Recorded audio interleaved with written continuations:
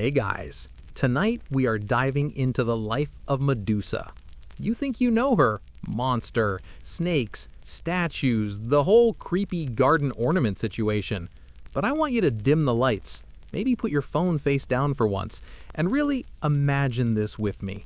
Because her story isn't just about snakes and stone, it's about beauty, power, punishment, and the kind of cosmic unfairness that makes you wonder if the gods were just bored toddlers shaking an ant farm. So sit back, relax, and let's begin at the very start. You wake up on a rocky island. The Aegean air is sharp with salt, the kind that makes your lips taste like the rim of a margarita you didn't order. Seagulls scream overhead in voices that sound like broken flutes, and the sun burns so bright off the marble temple nearby you're tempted to squint or just go blind on purpose. That temple belongs to Athena, goddess of wisdom, war, and grudges. And somewhere in its gleaming halls, a mortal girl walks, her footsteps soft against polished stone. That girl is Medusa. Forget the fangs and hissing hair, forget the monster posters and Halloween costumes. At this point, Medusa is entirely human. Unlike her two sisters, who are immortal, she is painfully mortal, which, in a family of terrifying god-level women, is kind of like being the only one at Thanksgiving who can actually get the flu. But what she lacks in divine immortality, she makes up for with beauty. Her hair? The kind poets compare to silk, or the way sunlight drips golden over wheat fields. Her face, statuesque enough to make sculptors throw their chisels into the sea in despair. Basically, Medusa's biggest flaw is that she looks like she was photoshopped by Olympus itself. And that is never a safe thing in ancient myth, because beauty in this world isn't just an asset, it's a liability. It's like walking around with a giant neon sign that says, "Please gods, ruin my life." And the gods always deliver. Now, Medusa isn't just lounging around looking pretty, she's serving as a priestess in Athena's temple. That means she's vowed chastity, devotion, endless prayers, and the sort of rule book that makes a Catholic boarding school look like spring break. Every curl of hair pinned up, every glance lowered. Her job is to maintain the temple of Athena, keep it pure, and serve as a living reminder of Athena's power. So far, so good. But Greek mythology is a landmine field, and Medusa is standing right on top of one. Enter Poseidon, god of the sea. Picture a guy who smells like brine and arrogance, who's always flexing with his trident as if he just invented the concept of water. Poseidon sees Medusa. And in that very predictable way that Olympian gods operate, he decides he wants her. Not in the respectful DM slide kind of way, no, in the ruin your life forever kind of way. And here comes the tragedy that makes you want to throw your emote at the wall. He assaults her, right there, in Athena's sacred temple. The marble columns stand cold and silent, the torches flicker as if embarrassed, and Medusa's life changes forever. Now pause. Because if you're thinking, surely Athena's fury will descend on Poseidon, right? He's the intruder, he's the violator, he's the one who desecrated her temple. That would be the logical conclusion in any universe run by justice. But this is mythology. Logic doesn't live here. Instead, Athena looks at Medusa, the victim, and decides she's the problem. And in one of the most brutal acts of divine misdirected anger, Athena curses her. Her hair begins to twist. Each perfect lock shrivels, coils, splits at the ends, then hisses. Scales shimmer in the light, wet, cold, alive. Snakes writhe from her scalp, flicking tongues against her ears, knotting themselves together in restless agitation. Her eyes burn, too bright, too piercing. And then the final horror, the curse itself. Anyone who dares look at her will turn instantly to stone. Lover, stranger, enemy, friend, it doesn't matter. Medusa's gaze has become fatal. Picture it. You catch your reflection in polished bronze, your own body stiffens, blood frozen, muscles turn to marble. You never even get to blink goodbye. Medusa can't look at herself, can't look at others, can't ever again be touched, admired, or even pitied without disaster. The curse turns her into what the world calls a monster. But the cruel irony is this: she never harmed anyone. She was punished for surviving. Let's pause again, because I want you to put yourself in her sandals. Imagine you wake up tomorrow, stumble into your bathroom, and instead of messy morning hair, your head is alive with a dozen hissing serpents. And every time your roommate, your partner, or your mom glances at you, they become a lifeless statue. Imagine the silence of that house, the stillness, the isolation. You don't go outside. You can't. People who once admired you now whisper in fear, and soon you're chased out, forced to exile yourself on some forgotten cliffside cave, your only company the endless ocean and the creatures twisting where your curls used to be. That's Medusa's new reality. Quick question for you. If you had her curse, anyone who made eye contact with you turned to stone, what would you do first? Honestly, a lot of you are probably thinking Zoom calls would get way more tolerable. Imagine one bad meeting, one boss with a "got a second" message. Boom, stone, problem solved. But beyond the jokes, the truth is chilling. To be so utterly alone, feared by everyone, trapped in your own body. That's not villainy. That's tragedy. And yet, that's the start of Medusa's story. Not the gory monster hunters told tales about, not the fang-toothed demon lurking in shadows, just a woman cursed for the crime of being beautiful, cursed because the gods couldn't bear to punish one of their own. And as the waves pound endlessly against the rocks outside her cave, Medusa learns to live with silence, with hissing, with the terrible gift of survival. The cave becomes her home. It isn't chosen. It isn't built. It's simply there. A jagged hollow in the cliffs overlooking the restless sea. You step inside with her, ducking beneath the low stone arch, the air damp and clinging to your lungs. The walls drip with moisture, tiny rivulets carving trails in the rock, and the floor crunches with seashell fragments dragged in by the tide. Outside, waves boom like drums, shaking the entrance, reminding you at all times that the world beyond her cave continues to roar, even if her life has been reduced to silence. The snakes never sleep. They rustle and coil and tighten against her scalp, a constant crown of agitation. They hiss in chorus, a lullaby and a curse. When she tries to rest, they jolt awake at the faintest sound. Seagulls, thunder, even the crack of distant lightning. Imagine never again resting in quiet. Never again brushing your hair or braiding it the way you used to. Instead, each strand has teeth. Each curl has venom. Even your shadow looks dangerous now, bristling with serpentine outlines. Food becomes a puzzle. She cannot approach markets or towns. She cannot ask for help. Anyone who comes too close doesn't live long enough to share a meal. So she learns to survive the way any creature cornered by fate does. She hunts with sound, listening for the shuffle of hooves or paws in the underbrush near her cave. When a wild goat wanders too near, one glance, just one slip of her eyes, is enough to freeze it mid-step, mid-breath, mid-bleat. She doesn't celebrate the kill.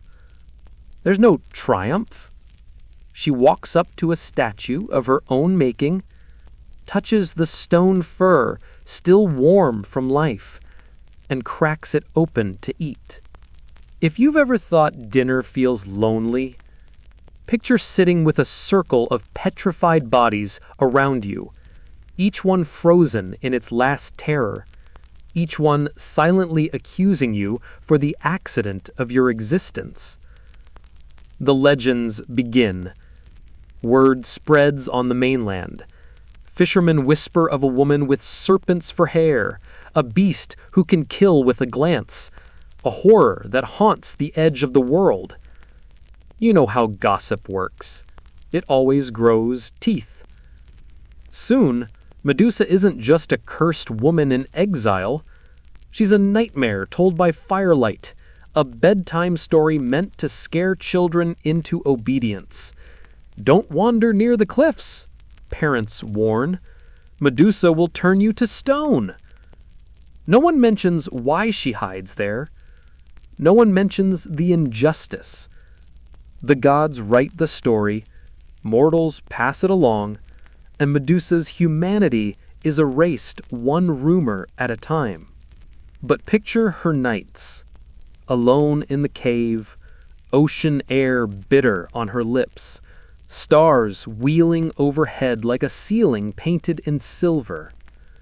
She sits in the darkness, snakes coiling around her shoulders like shawls, listening to the world that has cast her out.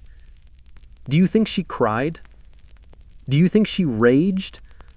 Or did she become numb, hardened, the way stone itself feels, cold, immovable, impossible to break? The myths don't say. They only tell us she became monstrous. But perhaps she was simply tired. Now let's talk about her so-called monstrosity. Imagine you are Medusa for a day. You try to walk to the shoreline, dip your feet in the icy water. A fisherman sees you from his boat, squints to make out your figure. His eyes meet yours for just a breath too long, and suddenly he's gone, a new statue planted in the sand, still clutching his net.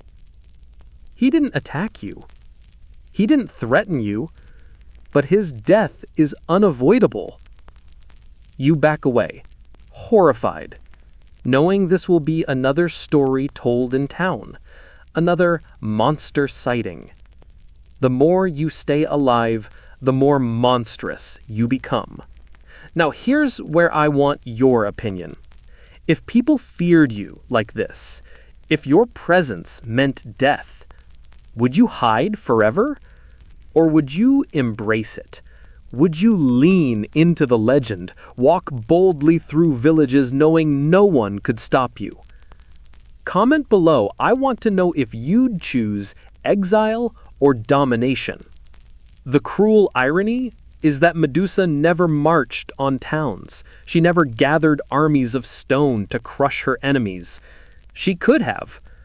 Imagine a field of statues, an army frozen in eternal salute, every soldier who dared to face her trapped in her gaze. She could have been unstoppable. But she didn't. She stayed in her cave. She lived on scraps. She endured. The world painted her as a predator, but in truth, she was simply surviving. Of course, the gods can't leave a cursed woman alone forever. They need entertainment. Heroes need quests, and what better trial than to send some bright-eyed warrior to slay the so-called beast? That's how Perseus enters her story. But before we get to him, before we get to the betrayal and the blade, let's pause to appreciate just how much time Medusa lived in isolation. Not days, not months, years, maybe decades. Imagine the erosion of time, seasons shifting, tides rising and falling, storms coming and going. The world continued, kings rose and fell, temples crumbled and were rebuilt, but Medusa stayed in her cave, unchanged, unaging, immortalized by her curse. Think about how lonely that is. Think about the silence after the snake's hissing fades into background noise. You want company, but company means death. You crave comfort, but even your reflection would betray you. It's the ultimate isolation chamber, and she lived inside it every single day. And yet, here's something to chew on. In some versions of the myth, travelers who survived claimed her cave was decorated, not with piles of bones or human remains, but with beautiful stone figures arranged almost like art. Imagine her wandering among them, shifting them slightly, adjusting their poses. Was it horrifying? Yes. But maybe it was her way of curating companionship, a grotesque kind of gallery. She couldn't talk to the statues, but she could live among them. Perhaps she even gave them names. That's the kind of detail the myths gloss over, but you can't tell me someone who lived so long in isolation didn't find ways to cope. Now, as much as the world feared her, there's another twist. Some people sought her out, not to kill her, but to use her. A warlord, desperate to end a conflict, might send unlucky soldiers into her cave, hoping she would petrify them and save him the trouble. An ambitious artist might sneak close enough to trace the outline of her statues for inspiration, risking his life for the perfect sketch. Even kings whispered about her, wondering if the head of such a creature could become the ultimate weapon. In a way, Medusa became currency, an idea more valuable than gold. People feared her, yes, but they also wanted to own her, to control her. And through all this, she remained silent. She never sought revenge against Athena. She never cursed the heavens, at least not in the stories we have. But don't you wonder what she might have thought when storms raged above her, waves smashed against her cave, and lightning lit up the temple of Athena far in the distance? Was she praying for forgiveness? Or laughing at the goddess who thought turning her into a monster would be punishment enough? Time passes strangely in her cave. You lose track with her. The days blend into nights, the nights into endless gray mornings. You can almost feel the damp chill of stone under your palms, smell the salt-soaked air that creeps in through the cracks. Time stops meaning seasons and starts meaning shadows on the wall. Each shift of the sun across the cave mouth marks another cycle of survival. But outside that cave, the world is always hungry for heroes. And when kings want to flex their power, when warriors want their names carved into songs, they need monsters. They need something terrifying to slay. Convenient, then, that Medusa exists. Enter Perseus. Not yet the gleaming hero you imagine. Right now, he's just a young man, son of Zeus and a mortal woman, tossed around by fate like a chess piece in a game the gods never bother to explain. He's caught in the politics of an ambitious king, Polydectes, who wants to get rid of him. What better way to eliminate an inconvenient demigod than by sending him on an impossible errand? "Fetch me the head of Medusa," the king says, like you might tell someone to fetch groceries. Only this grocery is alive, cursed, and her stare could fossilize your soul before you even gasp. Now, if you're Perseus, you don't just shrug and say no. This is mythology. Saying no to a king usually means you get executed faster than you can tie your sandals. So Perseus agrees, fully aware that he's basically been asked to jump into a lion's mouth and bring back its tonsils as proof. That's when the gods start intervening, because, let's face it, Greek heroes are like gamers on cheat mode. They always get upgrades. Hermes swoops in with winged sandals, the kind that make your steps feather light. Athena, ironically, provides the mirrored shield, a polished surface so perfect it reflects without flaw. He also receives a sickle sword sharp enough to carve marble and a pouch to store whatever horrifying prize he comes back with. Suddenly, the suicide mission doesn't look so impossible. Meanwhile, Medusa remains unaware. She isn't waiting for a hero. She isn't standing dramatically in the surf rehearsing evil monologues. She's just living another day, another night, another eternity in that cave. The snakes shift, restless. The statues keep their silent vigil. If she dreams, those dreams are probably haunted by temples, by the smell of olive oil burning in sacred lamps, by the voice of Athena still echoing in her ears. And maybe in some corner of her heart she thinks the world has forgotten her. But the world never forgets its monsters. It makes sure they are remembered just long enough to be destroyed. Imagine Perseus approaching her cave, the wind sharp against his face, waves clawing at the rocks below. He doesn't come with trumpets or fanfare. He doesn't shout her name. He slips, quietly, carefully, like a thief. Because that's what this is, isn't it? Theft. He's stealing her life. He creeps closer, shield angled, sandals carrying him above the ground so even his footsteps can't betray him. And as he enters the dark, the sound of hissing fills the air. Picture yourself standing beside him. The cave is thick with a living sound, serpents whispering like thousands of voices too low to understand. You grip the sword tighter, every instinct tells you to run, but you know one wrong glance is death. So you look only at the reflection in the shield. There she is, Medusa. Not roaring, not lunging, not waiting, sleeping. Her snakes twitch even in her rest, some curling around her arms, others dragging across the stone floor. Her chest rises and falls like any human's. Her face, even twisted by curse, still holds echoes of the beauty she once was. And here's the part the myths rarely dwell on. He kills her in her sleep. No duel, no clash of titans, no chance for her to defend herself, to rage, to scream, to explain.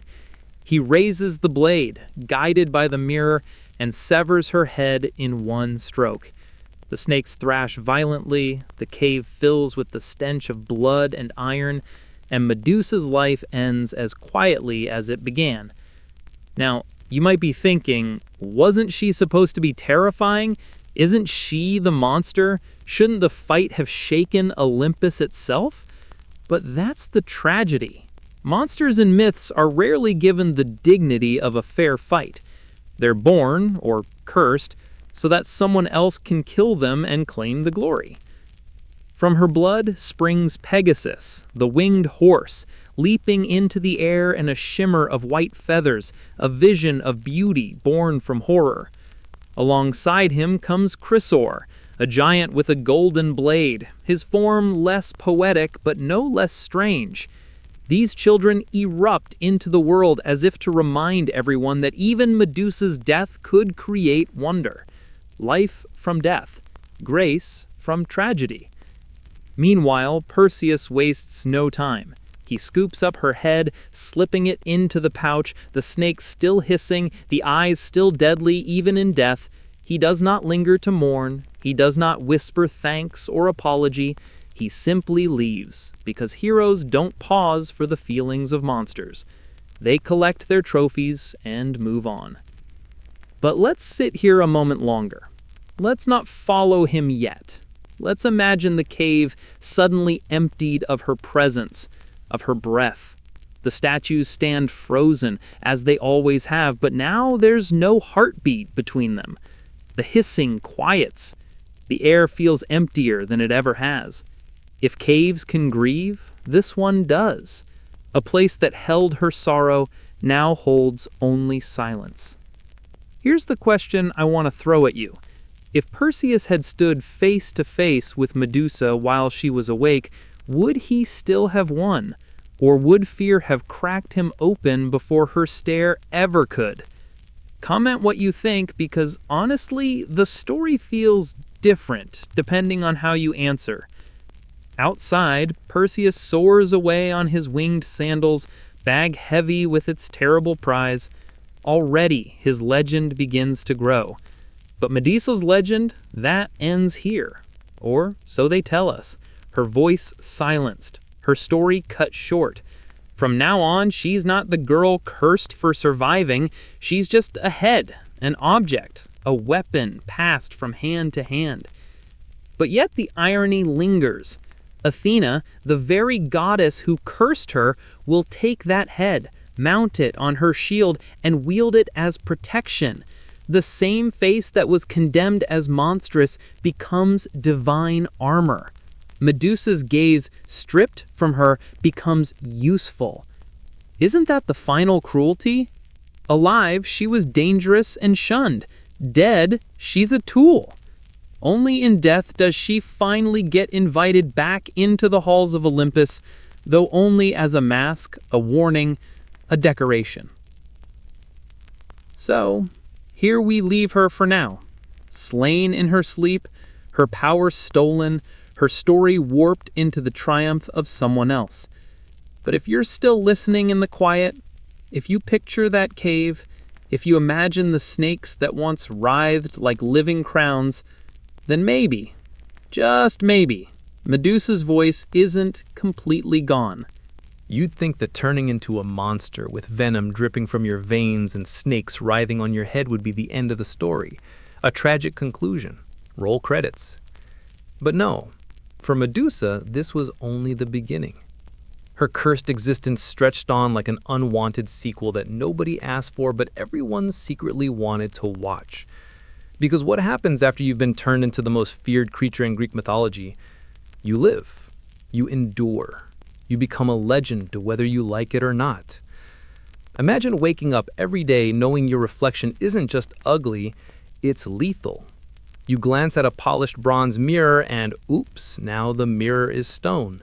You catch your reflection in the water and suddenly the fish are belly up, frozen in a macabre underwater graveyard.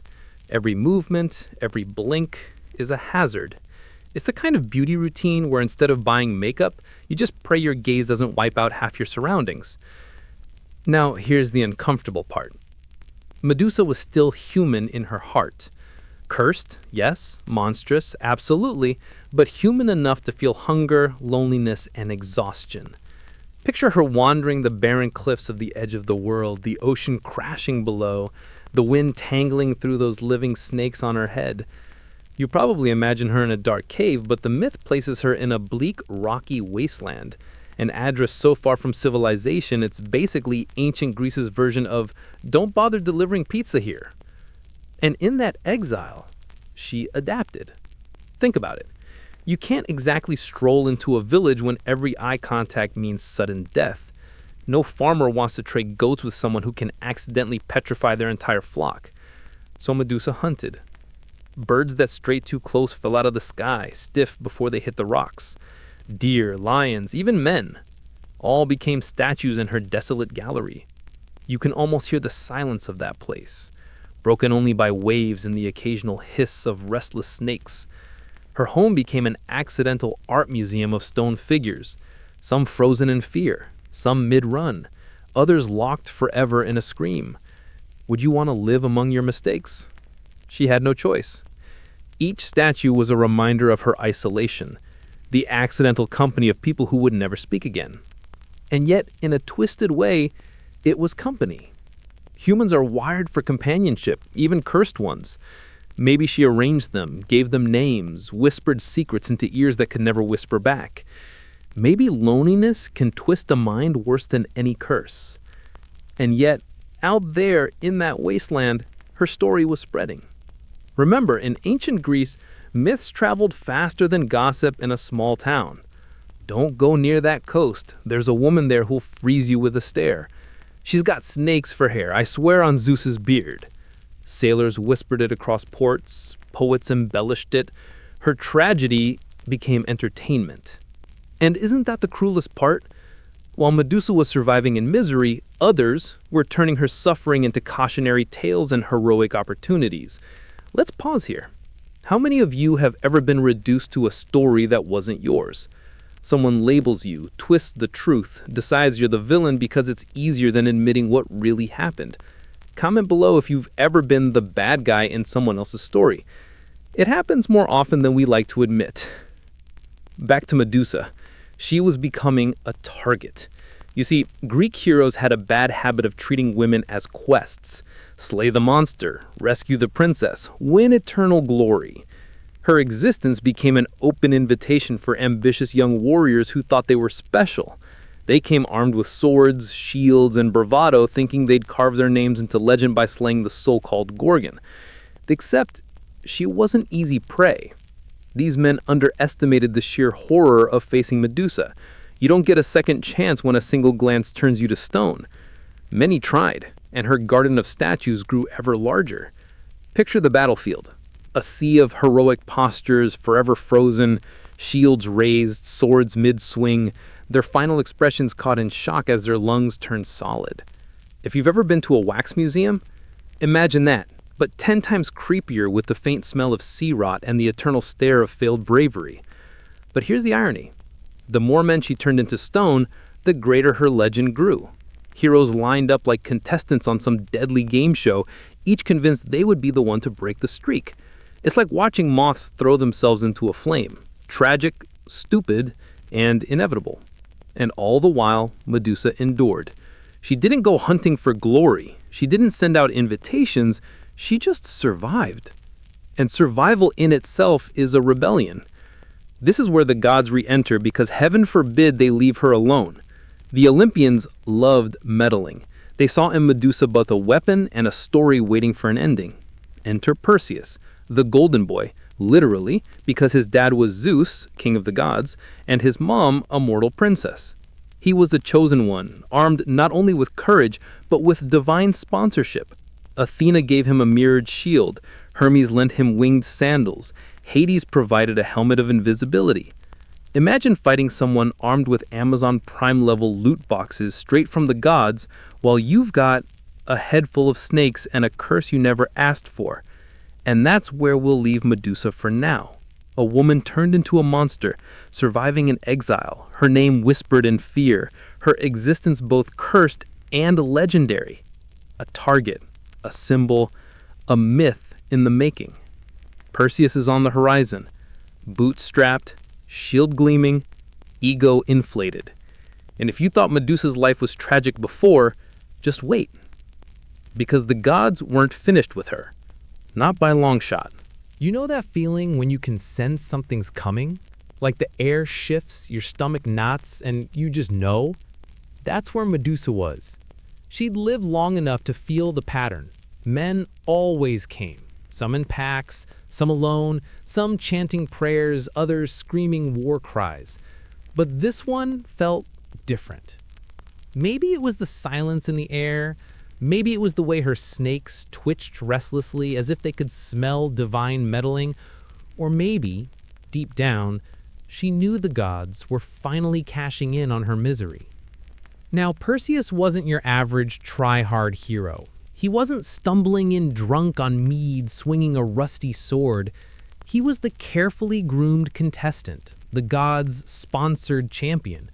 Imagine being told, hey, you're going to fight a woman cursed by the gods, but don't worry, we'll load you up with cheat codes. Hermes hands you winged sandals, so you can basically fly. Athena gives you a polished shield that doubles as a rearview mirror, so you don't even have to risk looking her in the eye. Oh, and just for fun, a sword sharp enough to slice through bone like butter, plus Hades' helmet of invisibility. It's like showing up to a paintball match armed with a tank. And Medusa? She had snakes and a curse, and the exhaustion of someone who had been living in exile so long that despair was practically her roommate. Do you feel the imbalance? Good, you should. Because this wasn't a fair fight. It never was. Picture the scene. The night is cold, the air thick with sea spray. Medusa lies in her lair, a cave hollowed out of rock, damp and echoing. The stone statues of her past encounters stand guard, silent and eerie. Some still clutch swords, others have arms raised mid-defense. They're not just statues, they're warnings. The flicker of moonlight catches their faces, every one of them frozen in shock. It's not hard to imagine the chill that would crawl up your spine walking into that gallery. And into this gallery creeps Perseus, silent under his helm of invisibility, feet barely touching the ground with those winged sandals. He doesn't breathe too loudly, he doesn't look at her, he doesn't even fight her directly. No, He uses the shield as a mirror, watching her reflection like a hunter stalking prey. And here's where it hurts. Medusa wasn't awake. She was sleeping. Think about that. This so-called heroic battle wasn't a clash of titans. It was an ambush on a cursed woman who had her eyes closed, her guard down, her snakes coiled loosely in slumber. That's the part of the myth that always makes people pause. All this glory, all this heroism, and it started with a sneak attack on a sleeping woman who never asked for any of it. The snakes stir first, hissing low, sensing movement. But before Medusa can rise, before she can even open her eyes, Perseus brings the sword down. One clean stroke. Silence. Then the thud of something heavy rolling across stone. Her head. The snakes thrash wildly, spitting venom, twisting in fury. Blood seeps across the cave floor, thick and dark, carrying with it the weight of a life stolen. Perseus scoops the head up, careful not to look at it directly, and stuffs it into a special sack. Even in death, her face holds power. Even severed, she is dangerous. And here's the cruel irony. Her death only made her more useful to others. Alive, she was feared. Dead, she became a weapon. But before we follow Perseus out, let's linger a little longer with Medusa, because myths often gloss over what her death meant. They skip the humanity, the aftermath, the strange and twisted poetry of what happened next. From her neck, from that open wound, sprang two beings, her children, born in the instant of her death. Pegasus, the winged horse, dazzling in white, soaring into the night sky, and Chrysaeron, a warrior with a golden sword. Did you catch that? Life emerging from death. From her blood, beauty and strength were born. She, the monster, gave birth to creatures who would go on to be adored in myth and art for centuries. Does that feel like justice? Or does it sting more?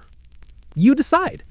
Comment below. If your story ended in death, but people remembered you only for what you produced in your last moment, would you call that a tragedy or a legacy? Meanwhile, Perseus is on his way out, trophy in hand. He'll use her head like a Swiss Army knife, pulling it out to petrify enemies whenever things get tough. He'll brandish it before kings and monsters, watching them turn to stone. Eventually, he'll even hand it back to Athena, who will mount it on her shield, the very goddess who cursed Medusa, now wearing her as an accessory. That's the full circle cruelty of Greek mythology. But right now, in the silence of that cave, all that remains is the body of Medusa. Snakes twitching in their final spasms, blood soaking into the earth, statues still standing guard like loyal soldiers who can never march again. And maybe, just maybe, you can imagine her spirit lingering there. Not monstrous anymore, not cursed, but free at last from the torment of the gods. Maybe the stone faces soften in the moonlight, as if for once she is no longer feared, but mourned. Because even monsters deserve to be mourned. When Perseus left that cave, he carried more than a head in a sack. He carried fear, power, and the last fragments of a woman who had been reduced to legend. And the strangest part? Death didn't silence Medusa. In some ways, it amplified her. The gods, heroes, and mortals couldn't stop using her, as if her curse didn't end with her life, but kept rippling outward, staining everything it touched. Picture Perseus flying across the Aegean Sea, sack swinging at his side, the smell of iron and salt heavy in the air. Inside, her head isn't just rotting flesh, it's alive in a way. The snakes still hiss and writhe, angry and restless, venom dripping onto the fabric. Even dead, she's dangerous. The kind of danger you can't throw away because it's too useful. Perseus knows this. He's not carrying a bourbon, he's carrying the ultimate trump card. Now imagine you're one of those poor souls he encounters on the way home. Bandits try to ambush him, out comes the head. One glance and their statues forever, mid-lunge, eyes wide in shock. Monsters rise from the waves to drag him under? Stone. Soldiers block his path? Stone. Do you see what's happening here? Perseus isn't the hero because of his own strength. He's the hero because he's weaponized Medusa's pain. He killed her once, and then he keeps killing her every time he lifts that head. And yet the myths are quiet about what that feels like. Does he hear the faint hiss from the sack at night? Does the fabric twitch, restless, like something trying to claw its way out? You can almost imagine Perseus lying awake, pretending he's the victor, while the snakes whisper in the dark, reminding him he's just a delivery boy for a curse he doesn't even understand. But let's widen the lens. Medusa's power wasn't just physical, it became symbolic. When Perseus pulls out that head in the middle of his travels, it's not just a weapon, it's a spectacle. People gather, whisper, point. Fear travels faster than wind. Suddenly, the legend of Medusa is everywhere, embroidered into songs, painted onto pottery, carved into temples. Her face, her snakes, her cursed eyes, they become the ultimate warning sign. And here's where it gets complicated. Because Athena, remember her? The goddess who cursed Medusa in the first place, she doesn't just accept the head from Perseus at the end. She wears it. She mounts it onto her shield, the Aegis, turning it into divine armor. Imagine that for a second. The woman who punished Medusa for being a victim now parades her face as a trophy, a badge of power, a fashion statement with deadly consequences. If that doesn't sting, what does? Let's pause here. How many of you have ever had someone take credit for your suffering?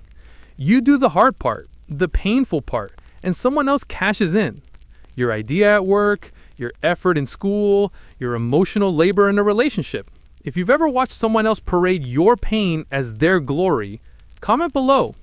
You'll get Medusa in a way the myths don't want you to. Back to the shield. Athena's use of the head is fascinating. She's the goddess of wisdom and war strategy, and she knows fear is the sharpest weapon of all. The sight of Medusa's face, snarling and petrifying, turned into a symbol of divine authority. Soldiers carried her image on breastplates and shields, carved it into buildings, wore it as jewelry. The irony is delicious. Medusa, once reviled, now became protection. People feared her enough to believe she could guard them from evil.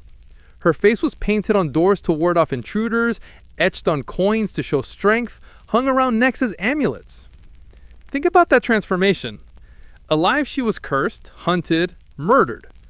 Dead, she was protection, power, reverence. Isn't that just human nature? We destroy what we fear, then worship its remains. We demonize the living, then romanticize the dead. Medusa didn't get justice, but she got permanence. A face that endured longer than any hero's tale. Meanwhile, Perseus continues on his journey, a man more defined by what he carries than by who he is. Every victory he claims, every obstacle he clears is thanks to her. When he rescues Andromeda, chained to the rock, about to be devoured by a sea monster, it's Medusa's head that saves the day. One glare, one crack of power, and the monster is stone. Waves crashing around its frozen bulk. Andromeda gets the fairy tale ending. Perseus gets the glory. And Medusa? She gets no credit, only more erasure. But her story refuses to be erased. That's the haunting part.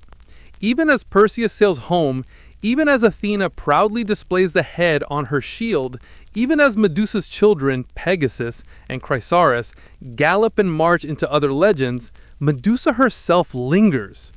Her tragedy lingers. The statues in her cave still stand, silent witnesses to a life cut short.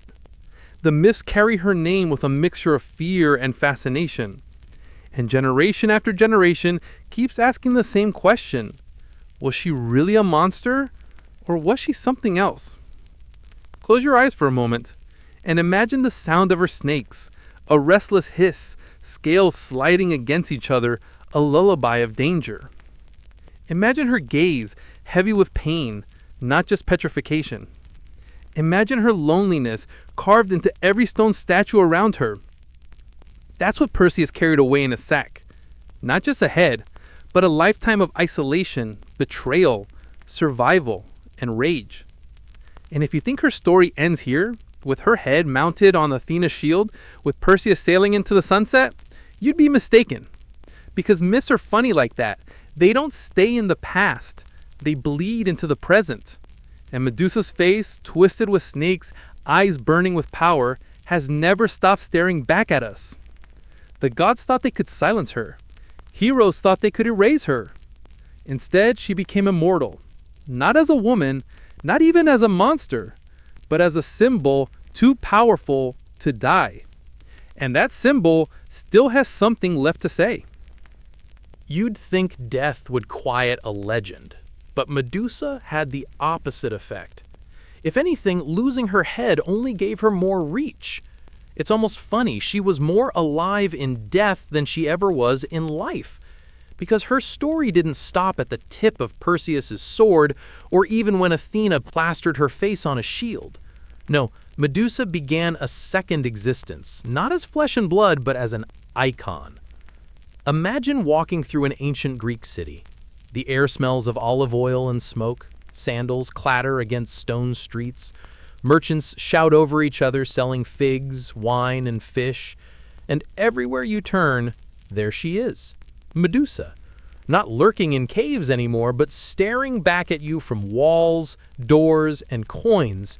Her face, wide eyes, bared teeth, snakes writhing, carved into the marble of temples.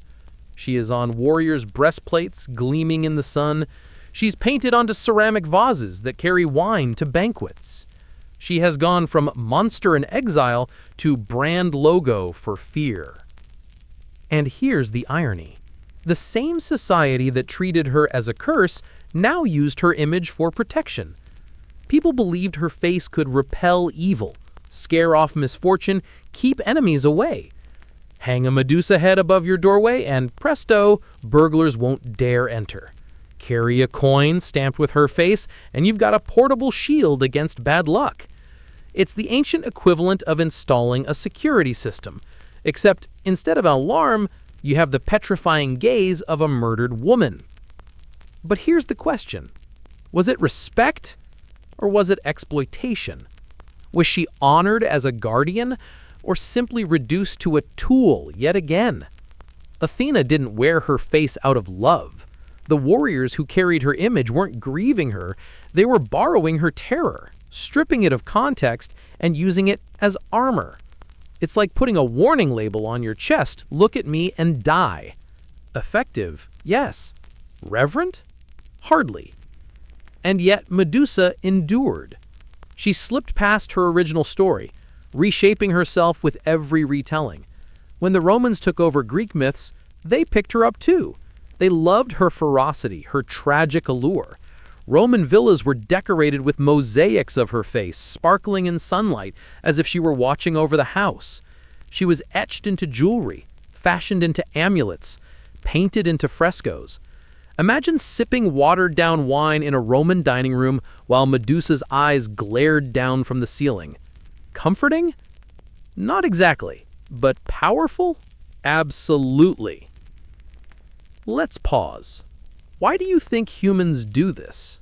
Why take the image of something terrifying and use it as protection? Maybe it's the idea of fighting fire with fire. Or maybe it's the strange comfort of thinking, if I carry the monster with me, the other monsters will stay away. Comment below. Do you think wearing the image of something scary gives you power, or does it just make you part of the fear? Back to Medusa. Her face kept evolving, softening in some eras, sharpening in others. Early Greek depictions showed her as grotesque, tongue lolling out, tusks jutting like a wild boar, a truly monstrous mask meant to shock. But later, artists grew fascinated with her tragedy. They painted her as beautiful, almost delicate, the snakes woven like a crown, her eyes wide with sorrow rather than rage. Beauty and horror intertwined, forcing you to look longer than you wanted to. And that's where she becomes more than myth. She becomes reflection. Because Medusa is never just one thing. To the Greeks, she was a monster to be slain. To the Romans, a protective symbol. To Renaissance artists, a tragic muse. To modern feminists, a symbol of rage, of silenced women reclaiming their power. Each generation sees itself in her face. Each era projects its fears, its hopes, its guilt onto those staring eyes. Picture the Renaissance. Artists like Caravaggio painting her severed head with snakes writhing, blood dripping, mouth open in eternal scream. The painting isn't just gore, it's theater, it's drama. It forces you to stare even when you want to look away. Fast forward to today and you'll see her on everything from luxury fashion logos to tattoos on people's arms, chests, and necks. Versace, that golden emblem you've probably seen at malls, chose Medusa as its logo because she's irresistible, dangerous, unforgettable, a brand identity born out of tragedy. And through it all, her original story, the girl cursed for being assaulted, the woman punished for surviving, gets blurred, twisted, rewritten. Some people only know her as the monster-haired monster. Others vaguely recall the Perseus tale. Fewer still remember her as the priestess of Athena, the victim of Poseidon's violence. This is the strange cruelty of myth. The truth can be forgotten, but the image never fades. And maybe that's her real immortality. Not in flesh, not in fairness, but in imagery. She is everywhere. Medusa stares out from ancient coins and museums, from frescoes in Pompeii, from shields and jewelry, from brand logos and art installations. She's invoked in poems, novels, and movies. You've probably seen her without even noticing. A face in stone, eyes wide, snakes twisting, and felt that little shiver that says, "Oh, I know her." Let's be honest, you do know her. Because Medusa isn't just a mythological figure anymore, she's an archetype. She's the embodiment of the monstrous feminine, of beauty turned dangerous, of fear twisted into fascination. She's that shiver you feel when power and pain mix together. And here's the kicker. We keep bringing her back because we're us. She's what we fear becoming and what we wish we could be. We're afraid of her curse, but we envy her power. We pity her suffering, but we admire her defiance. And that tension, that inability to place her neatly into one box, is why Medusa has never died. So when you see her face on a coin, on a logo, on a shield, on a tattoo, remember that's not just a monster staring back. That's a woman whose story refused to stay buried. A story that keeps asking who gets called a monster and why. And you have to wonder, if Medusa herself could see how far her face has traveled, would she laugh? Would she cry? Or would she, for once, feel like she had finally won? Here's the thing about Medusa. She refuses to stay still. Stone is her weapon, not her destiny. Every age picks her up, dusts her off, and says, "We see ourselves in her." And in our modern world, where every story gets recycled, remixed, and memed into something new, Medusa has had one of the wildest afterlives of them all. Take feminism. For centuries, men wrote her story. They painted her as the monster, the obstacle, the thing to be conquered by a shining hero. But in the 20th century, women started asking, hang on a second, why is a woman punished for being assaulted? Why is her body turned into a weapon against her will? Why is she only remembered as a villain when she's clearly a victim? That's when Medusa became a symbol of rage, of silenced voices, of women taking back the narrative. Writers and activists looked at her and said, she's not the monster, she's the warning. She is what happens when you mistreat someone, when you exile them, when you brand them dangerous instead of listening to their pain. Her snake-haired face became a rallying cry, an emblem of anger turned into strength. You've probably seen that reinterpretation, Medusa tattoos inked on women's arms and backs, not as horror, but as power. Medusa statues standing tall outside courthouses, holding Perseus's head instead of the other way around, flipping the script. rewriting the myth. Because sometimes reclaiming the monster is the only way to survive the story. But it doesn't stop with feminism. Psychology got in on the act too. Sigmund Freud, because of course he did, wrote about the Medusa complex, suggesting that her petrifying gaze symbolized the male fear of female sexuality. In his usual way, he turned myth into metaphor, insisting that snakes were, well, you can probably guess what he thought they represented. Freud never met a myth he couldn't ruin with awkward symbolism. But beyond Freud, scholars argued that Medusa represents the terror of facing something you can't control. Fear itself turned into a face. And honestly, that tracks, because what is more universal than the fear of being seen, of being judged, of being frozen in your worst moment? Medusa doesn't just kill with her gaze, she captures, she traps you exactly as you are, with no chance to hide or change. In that sense, she's basically the mythological version of a smartphone camera when you accidentally open it in selfie mode at 7 a.m. Raw, brutal, unforgiving. Now let's pull her into pop culture. You've seen her, even if you didn't realize it. Movies love her. Clash of the Titans gave her the full cinematic treatment. Scales glistening, bow in hand, eyes glowing like molten lava. Video games turn her into a boss battle, the perfect mix of creepy and cool. Fashion houses borrow her face, because nothing says luxury than a woman who could turn you to stone if you make the wrong move. Versace, anyone?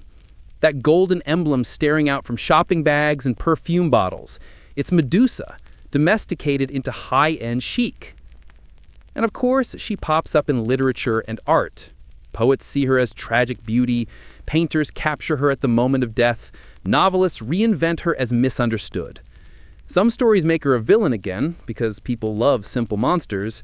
Others turn her into the heroine, the misunderstood guardian who never wanted the role thrust upon her. She's flexible that way. She bends with the culture. But what's fascinating is how she lingers in our subconscious. She shows up in memes, in conversations, in casual jokes. She looked like Medusa. Don't give me those snake eyes. She's shorthand now, woven into our language. And when a myth makes that jump from sacred story to everyday metaphor, it's not just surviving, it's thriving. And maybe that's the most modern twist of all. Because Medusa isn't just about monsters and heroes anymore, she's about perspective. She forces us to ask, who gets to write the story? Is she the villain, or the victim, or the survivor, or all three at once? Do we fear her, or do we envy her? Do we pity her, or do we wear her face like armor? Let me throw the question at you. If you could choose, would you rather be Perseus, basking in borrowed glory, or Medusa, cursed but unforgettable? Comment below. I'll be watching. Not literally, I promise. I won't turn you to stone. And here's where it gets even stranger. In some ways, we're all a little Medusa now. We live in a world where eyes are everywhere. Cameras, screens, social media feeds. One wrong move, one bad post, one unlucky screenshot, and boom, you're frozen. Your worst moment immortalized. Medusa's curse has become our reality. The gaze is inescapable. The petrification is digital. You don't turn to stone. You turn into a viral clip, a meme, a headline. Same fate, new medium. So maybe the story was never about snakes or swords or shields. Maybe it was always about the terrifying power of being seen. And Medusa, whether we call her monster, muse, or mirror, is still staring back. Here's the twist you might not have expected. Medusa gave birth when she died. I know. You're probably blinking right now because the image is wild. One swing of Perseus's blade, one clean severing of her head, and out of her blood sprang two children. Yes, children, though calling them children is a bit misleading since one of them was a full-grown winged horse. Welcome to mythology. The first was Pegasus, the most famous horse in history. Snow white, radiant, wings stretching wide enough to blot out the sun. The horse every child secretly wanted for their own, except this one was born from blood, not from a barn. Think about that. Out of the horror of Medusa's death came a creature so dazzling, so pure, that he went on to symbolize poetry, imagination, and flight itself. From gore, beauty. From tragedy, transcendence. That's mythology's way of saying endings are never just endings. The second offspring was Chrysaor, whose name means golden sword. He's less famous, poor guy, barely gets a mention, but in art he's often depicted as a warrior or a giant. He's the quieter sibling, overshadowed by his winged brother. And maybe that's fitting, because isn't it always the case? One sibling becomes the legend, the other gets forgotten in footnotes. If you've ever had a golden child in your family, you know how that feels. But let's pause here. Imagine the scene. The sea foam is red, Perseus is standing there holding a head that's still hissing with snakes, and suddenly a horse and a warrior spring from the corpse. If this happened in a movie today, critics would complain it was unrealistic, over the top, too much CGI. Yet to the Greeks, it was perfect. It made sense, because Medusa's blood was sacred. It wasn't just poison, it was creation. And it wasn't the last time her blood did strange things. Drops that spilled onto the earth gave birth to serpents. Some said they became coral in the sea. Others claimed they had healing powers when used carefully, deadly poison when misused. Her blood was literally ambrosia and arsenic in one, a duality that matched her whole existence. Dangerous, yet divine. Now think about what that means for her story. She dies, but she doesn't vanish. She multiplies. Her head itself becomes a weapon, carried by Perseus, used to petrify monsters, kings, even a sea beast threatening Andromeda. Imagine being reduced to a handbag accessory, because that's essentially what Perseus did. He stuffed her head into a magical pouch and pulled it out whenever he needed an instant solution. She became the Swiss Army knife of Greek heroes. And yet, even in that indignity, her power never diminished. Even decapitated, she ruled. Even severed from her body, she was still too dangerous to look at. That's not death, that's evolution. But let's linger on Pegasus for a moment, because the irony here is almost too sharp. Pegasus became the symbol of the Muses, the 9 goddesses of inspiration. He struck the ground with his hooves, and out sprang the Hippocrene spring, a fountain said to inspire poets. You hear that? Out of Medusa's body came the very symbol of poetry, art, and imagination, which means every epic, every sonnet, every line of mythic verse owes something to her. Perseus gets the glory, but Medusa gave us the wings. Do you see the pattern? Medusa is erased and then reappears in disguise. She's cursed, and out of that curse comes creativity. She's killed, and out of that killing comes Pegasus. She's used, and even in being used, she shapes the world. The Greeks tried to call her a monster, but she kept becoming a source, a fountain, a mother of marvels. And that should make you wonder, was her death ever really a defeat? Or was it the ultimate transformation? Now picture yourself in that moment, standing in Perseus's sandals. You're holding this severed head, snakes writhing, blood dripping onto the rocks, and suddenly a horse with wings explodes into the air. Do you feel triumph? Or do you feel horror? Do you whisper, "I am the greatest hero alive," or do you quietly think, "What have I done?" Because here's the thing, myths aren't tidy. They aren't morality plays, they're messy, contradictory, unsettling. And Medusa's death is the perfect example. And here's something you might not know. Even gods wanted her head. Athena eventually took it, mounted it on her shield, and used it to terrify her enemies. The goddess who cursed her now claimed her face as her emblem. That's like ruining someone's life, then putting their photo on your profile as your brand logo. It's cruel, it's ironic, and it's very, very Greek. But it also speaks to Medusa's permanence. She could not be destroyed. Not really. Her blood-birthed creatures. Her gaze lived on in her severed head. Her face was plastered on shields, temples, coins. She outlasted everyone. Even Perseus, even Athena. She still outlasts us. So the next time you see Pegasus in a painting, wings arched, galloping across the sky, remember whose veins he came from. The next time you hear the word Gorgon used as an insult, remember that without her, half the Greek myths you know don't exist. She is the shadow behind the hero, the womb behind the wonder, the death that gave life. And maybe, just maybe, the Greeks were trying to tell us that even in ruin, there's creation. Even in endings, there are beginnings. Even in monsters, there are mothers.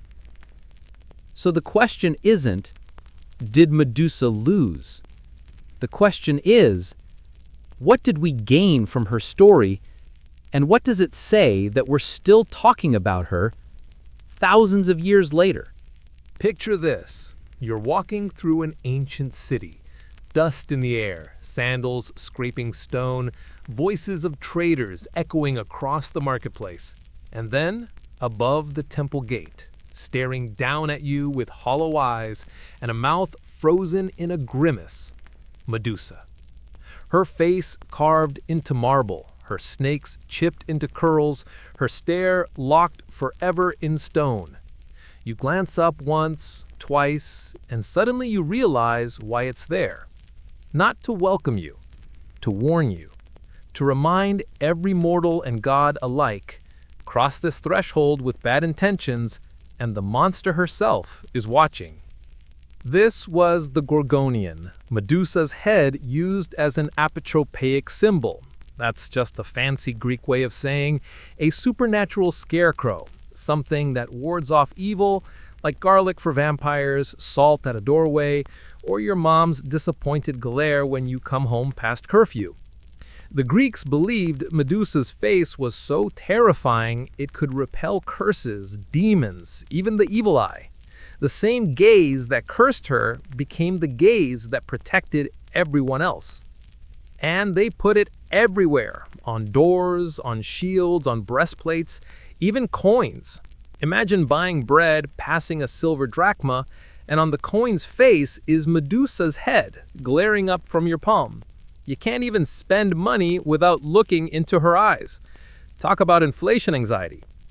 Athena, ever the opportunist, took Medusa's head and fixed it onto her shield, the aegis, which meant every time she strode into battle, her enemies weren't just facing the goddess of war and wisdom, they were also staring at the petrifying face of the woman she cursed. That's psychological warfare at its finest. Yes, I cursed her. Yes, I wear her face. Yes, I will ruin you too. Athena played dirty. But what's fascinating is how quickly Medusa's image moved from curse to cure. To the Greeks, her head became not just a reminder of fear, but a promise of safety. Ships carved her on their prows to keep storms and sea monsters away. Soldiers painted her on armor, as if carrying her fury would make them invincible. Even little terracotta charms were stamped with her likeness, like portable amulets to ward off bad luck. It's like the ancient world's version of carrying pepper spray, a crucifix, or a lucky rabbit's foot, except it was the decapitated head of a snake-haired woman. Because nothing says good vibes only than a face that can petrify intruders. And here's where the irony bites again. They feared her, killed her, paraded her severed head around like a trophy, and then they decided they couldn't live without her. They needed her. She became a cosmic security system, a supernatural neighborhood watch, a mythological burglar alarm. The monster they destroyed became the protector they worshipped. But this wasn't just Greek. Rome picked it up too. The Romans loved Medusa. They plastered her face on mosaics, fountains, and villas. Wealthy families would decorate their floors with her scowling head. Imagine walking into someone's mansion and the first thing you see is Medusa glaring from the tiles, daring you to steal the silverware.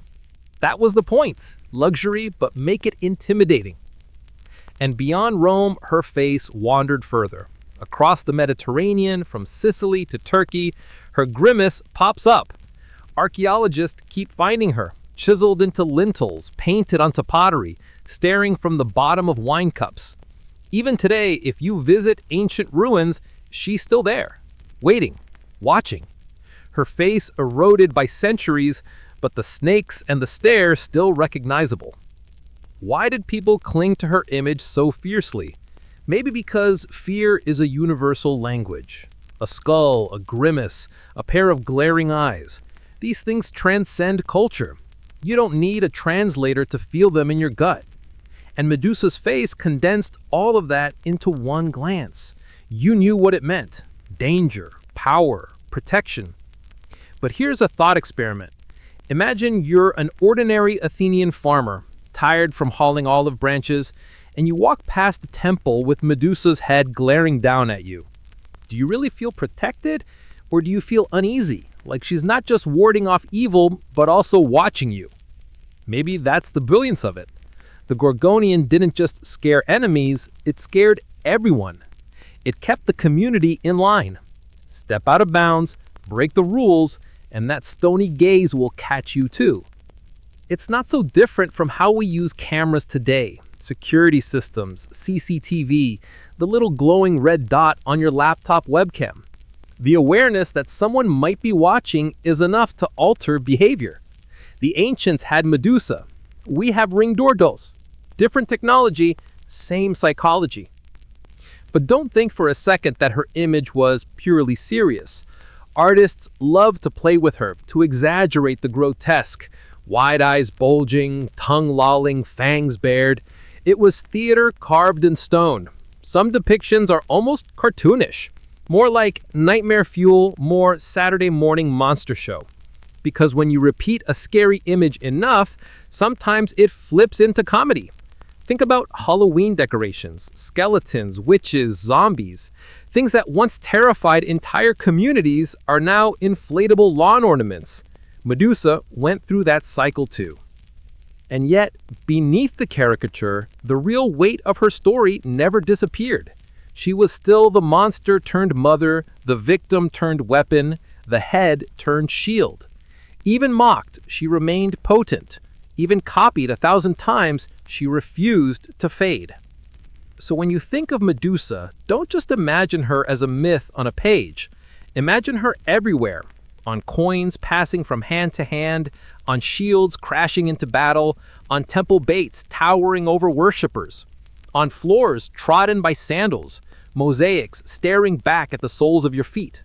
She wasn't confined to one story, she became part of the landscape, a myth you could trip over in the street. And maybe that's the true secret to her immortality. Not the snakes, not the curse, not even the famous beheading. It's the face, that raw, ugly, unforgettable face. Once you've seen it, you can't unsee it. And so they carved it, copied it, carried it until the world was filled with Medusa. And if you think about it, isn't that a kind of victory? Perseus killed her, but the Greeks couldn't stop reproducing her. They turned her into an icon. They made her eternal. So let me ask you, if you had the chance, would you hang Medusa's face above your doorway? Would you trust her to keep your home safe, or would you be too afraid to look at her every day? Drop a comment. I'm curious, is she still protection or still a threat? Imagine this. You're standing in a dark room. It's empty, quiet. You think you're alone, but then you feel it, the weight of eyes on you, that eerie sensation crawling up the back of your neck. You turn, and maybe it's nothing. Maybe it's just shadows, but your heart still beats faster. Because deep down, we all know what it means to be watched. We've carried that primal dread since the first night our ancestors huddled around the fire, sensing predators just outside the light. Now take that feeling and crank it to 11. That's Medusa. The ultimate weapon isn't her snakes. It isn't even her sharp teeth. It's the unbearable weight of being seen. For the Greeks, the eyes were everything. They weren't just windows to the soul. They were beams of energy, rays of force. To be looked at was to be touched, invaded, penetrated. And to be seen by Medusa was to be pierced, paralyzed, pinned like a bug on a pin. Petrification wasn't just death. It was exposure. It was being frozen in your most vulnerable state, with no escape, no dignity, no second chance. Think about how different that is from an ordinary hero's death in myth. Usually you get a fight, a chance to resist, some epic clash of swords. With Medusa, there's no fight.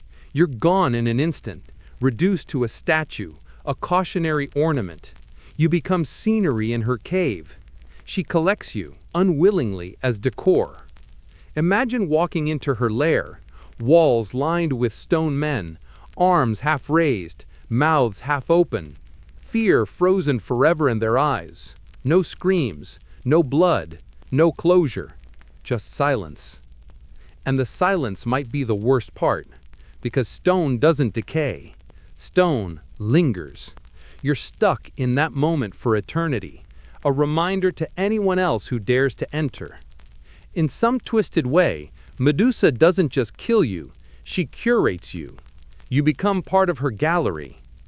Now, let's bring this to you. Imagine walking through her cave yourself. You try to keep your eyes down, but curiosity gets the better of you. You glance up, just once. The torch flickers, shadows shift, and suddenly you realize one of the statues near the wall has tears carved in its cheeks, frozen midstream. Another looks like he was trying to crawl away. One has his hand lifted like he was shielding his face. It didn't help. That's the terror of her gaze. It wasn't instant, painless, merciful. It was slow enough for you to realize what was happening. Your flesh hardening, your joints locking, your breath stuttering into stillness. And maybe your mind still works in the stone. Maybe that's the real horror. You can't scream, you can't move, you can't die. You just watch. Forever. It's no wonder the Greeks feared her. The gaze is one of the most intimate things in the human experience. It's why eye contact can feel exhilarating or terrifying. Why staring contests are uncomfortable. Why meeting someone's eyes across a crowded room can feel electric. Now imagine that same intensity, but fatal. And here's where it gets interesting. The Greeks weren't the only culture obsessed with eyes. The evil eye, the idea that someone can curse you just by glaring at you with envy, pops up across the Mediterranean, in the Middle East, in South Asia.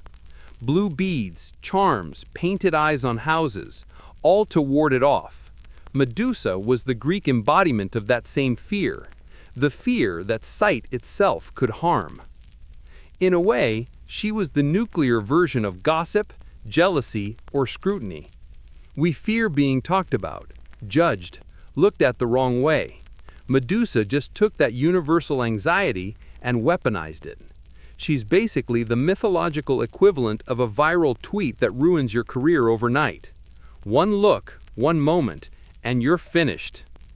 And then there's the irony. Perseus survives her by refusing to look. He uses a mirror, a polished shield, to see her without meeting her gaze. That trick has echoed through time. Don't look directly at the danger. Glance sideways, reflected back. Isn't that what we do with our own fears? We avoid the direct confrontation, try to catch them out of the corner of our eyes.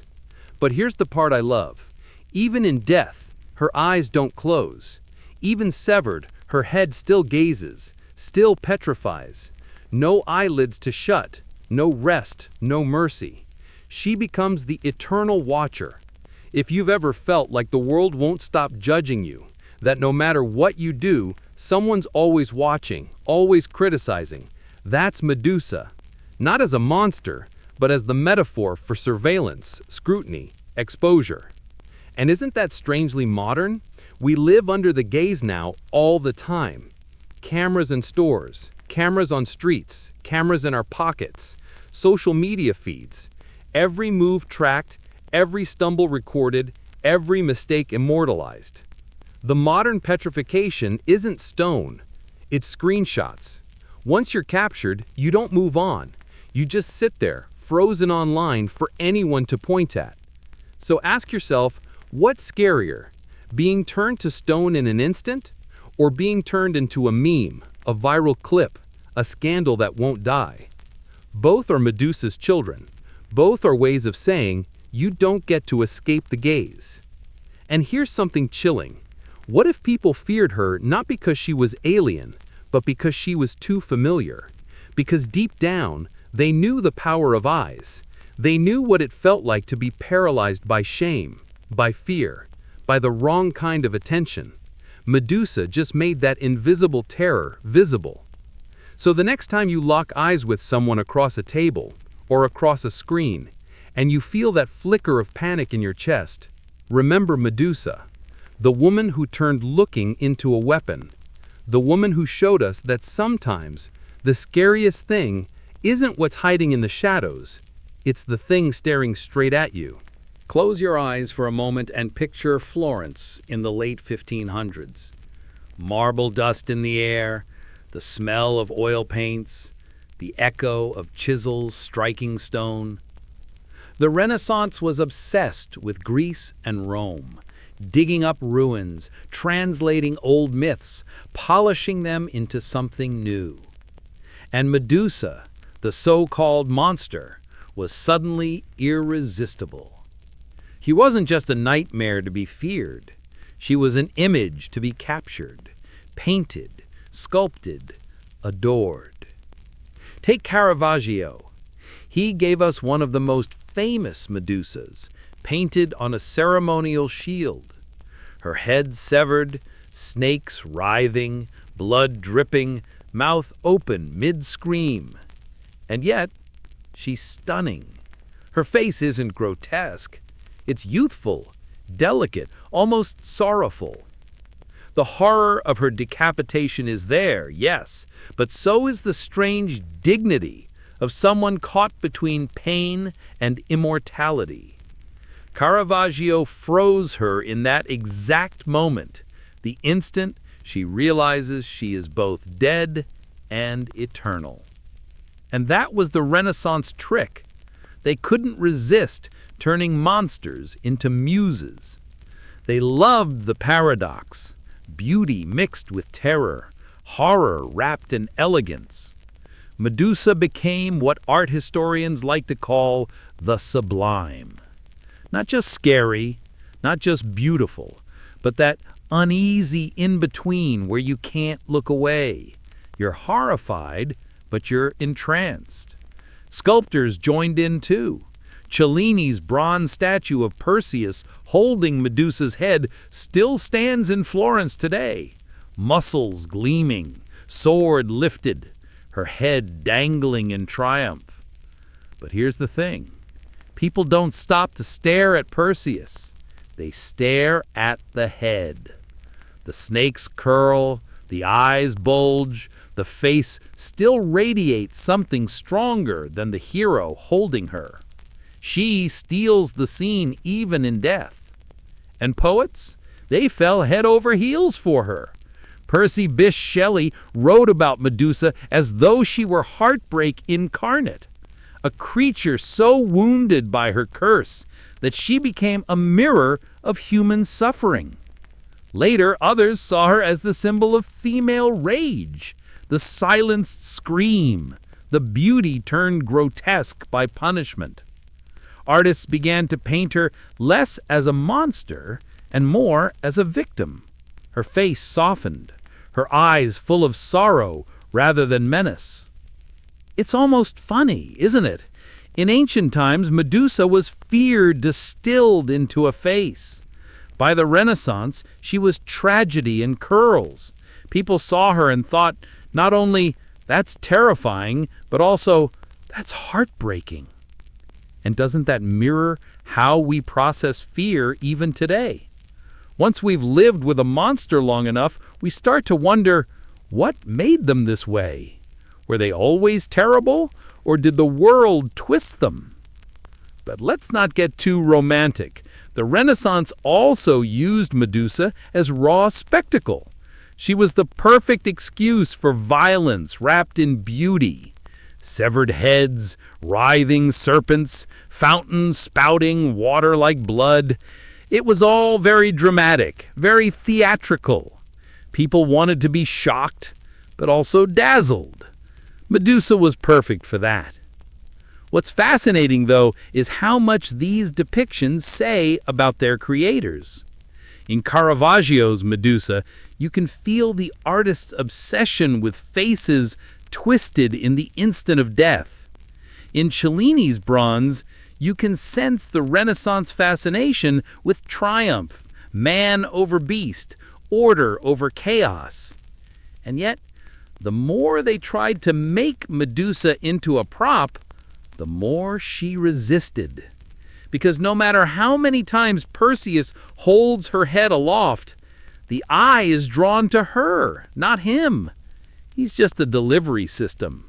She's the image that lasts. And think about how different that is from the way we look at monsters today. Vampires, zombies, werewolves, they've all gone through the same cycle. Once feared, then humanized, then romanticized. Medusa did it centuries earlier. She's the blueprint for that transformation. The first villain we couldn't stop staring at even when she scared us. But the Renaissance didn't stop at horror and tragedy. They also leaned into allegory. Medusa became a symbol for everything from envy to the corrupting power of beauty. Some even saw her as an emblem of philosophy itself, that facing the terrifying truths of the world is like looking into her eyes. You risk being paralyzed, frozen by the enormity of it. But if you can handle the gaze, maybe you come away wiser. It's almost as if she evolved from a literal monster into a kind of intellectual exercise. Painters and thinkers began asking, what does it mean to be frozen by fear? What does it mean to confront something too vast, too terrible, too beautiful to look at directly? And suddenly, Medusa wasn't just myth, she was metaphor. Imagine walking through a Renaissance gallery. Candlelight flickers against polished frames. Paintings glow with images of saints, angels, gods. And then there she is, Medusa. Eyes wide, lips parted, snakes alive with motion. You lean closer and the strangest thing happens. You don't feel fear, you feel sympathy. Maybe even recognition. She looks less like a beast and more like someone who didn't deserve what happened to her. And that shift matters, because once you start to sympathize with the monster, the story changes. Perseus no longer looks like the flawless hero. Athena no longer seems like the wise goddess. The neat boundaries of good and evil blur. And that's the power of reinterpretation. Every age reshapes Medusa into the mirror it needs. So ask yourself, if you had lived in the Renaissance, how would you have seen her? Would you have shuddered at her bloodied head on a shield? Or would you have wept at her face, tragic and too beautiful to be called monstrous? And maybe that's the trick Medusa has been playing all along. Maybe she wasn't meant to be just one thing. Monster, victim, muse, warning. She shifts with our gaze. Look once, and she terrifies you. Look twice, and she breaks your heart. Look a third time, and maybe she inspires you. And isn't that the greatest irony? The woman cursed for her deadly gaze has spent millennia staring back at us, forcing us to decide who she really is.